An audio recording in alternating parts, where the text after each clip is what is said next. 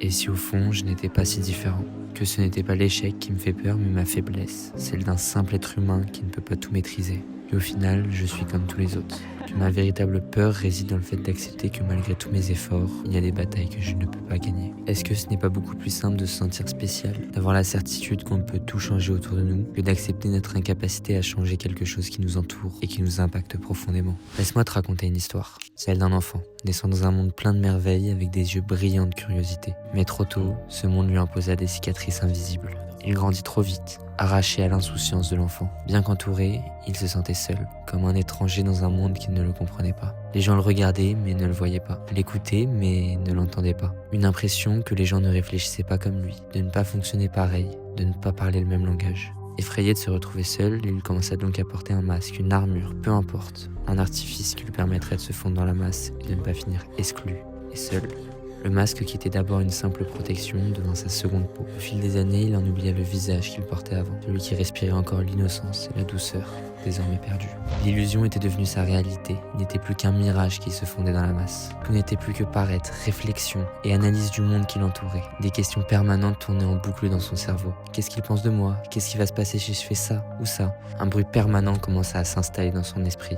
Et personne n'y voyait que du feu, pas même lui. Même si au fond, il savait que quelque chose clochait, qu'il y avait comme une bataille incessante entre la vérité et les mensonges qui le protégeaient. Il restait incompris, entouré, mais seul. Je suis différent et j'ai quelque chose de spécial à offrir à ce monde, pensa-t-il. Le temps passe et cette croyance va s'ancrer de plus en plus profondément. Puis un jour, cette illusion fragile qu'il avait bâtie pour se protéger commença à se fissurer. Un mal inconnu, une blessure physique, une anxiété qui ne le quittait plus, peu importe. Le masque commença à s'user et se briser. Le corps, révolté, se rebella contre lui. Et pour la première fois, il ne put ignorer cette vérité qui se frayait un chemin à travers les couches qu'il avait soigneusement posées au fur et à mesure des années. Jeune adulte maintenant, il partit dans le plus grand voyage qu'un homme puisse faire. Un voyage en lui, dans son passé, dans ses peurs, dans ses angoisses. Plus il avançait, plus les pièces étaient dures à enlever, comme si elles étaient collées à la peau, tellement serrées que les enlever demandait de s'y reprendre à plusieurs reprises. Ce voyage intérieur, plus profond et plus ardu qu'il ne l'avait imaginé, se révéla être une véritable traversée du désert. Il se retrouva complètement seul, tellement épuisé qu'il n'arrivait presque plus à faire le moindre pas. Et un jour, un autre voyageur lui prêta son épaule pour l'aider à avancer. Et ensemble, ils avancèrent, se soutenant dans leur lutte respective. Jour après jour, mois après mois, le groupe s'agrandissait. Ils se nourrissaient mutuellement de leurs découvertes et de leur vulnérabilité, creusant toujours plus loin en eux-mêmes. Je ne suis plus seul, pensa-t-il donc. Pour la première fois de sa vie, il fut soutenu par les autres et sentit une force incommensurable l'entourer.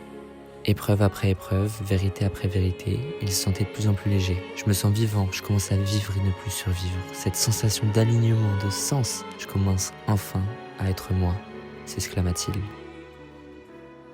Ils atteignirent finalement l'île ultime, où le dernier masque restait enlevé. Une épreuve décisive, un combat acharné contre l'ultime vérité commença. Ils faisaient face à leurs plus grandes peurs, leurs dernières illusions. La lutte de plus en plus difficile semblait sans fin, impossible à surmonter, même après tout ce chemin qu'ils avaient fait. Pourtant, au fond d'eux, quelque chose savait déjà qu'il touchait à sa fin. Mais qui a finalement gagné, après tout ce chemin parcouru? Quelle est cette sensation qui vient après avoir ôté tous les masques? Quel est le trésor qui se cache derrière cette quête? La réponse, tu la connais déjà.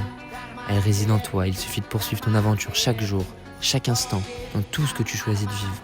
Cette aventure, ce voyage, ce combat, c'est le tien, c'est le mien et c'est le nôtre.